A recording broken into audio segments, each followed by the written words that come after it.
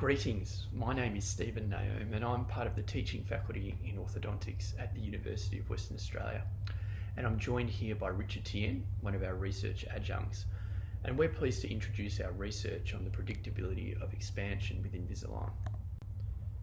How often do you find in your clear aligner cases that the digitally planned result is not completely expressed in the clinical outcome? We conducted this study with the aim to quantify the difference between the expansion planned and the expansion achieved using Invisalign.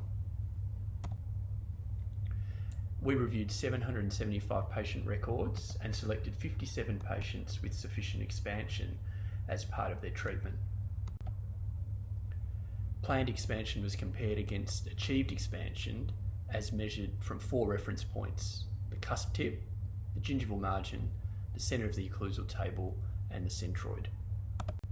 So what did we find? Our major findings can be summarised on this box plot, where outliers are grey diamonds and average values are in white diamonds. The average predictability of expansion ranged from about 40 to 90% depending on the tooth type. There was large variation in predictability for all teeth and reference points. The average predictability in the maxillary arch was 76% and in the mandibular arch 87%. For all teeth, achieved expansion was significantly different to predicted expansion. Average expansion was most predictable at the premolars, followed by the canines, and then the molars, with the second molars least predictable.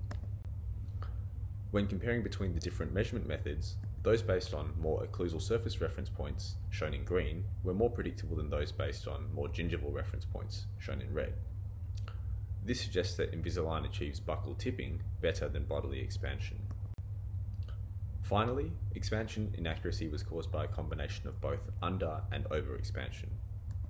Overall, 13% of measurements showed overexpansion, and the mandibular premolars were most frequently affected at 24%.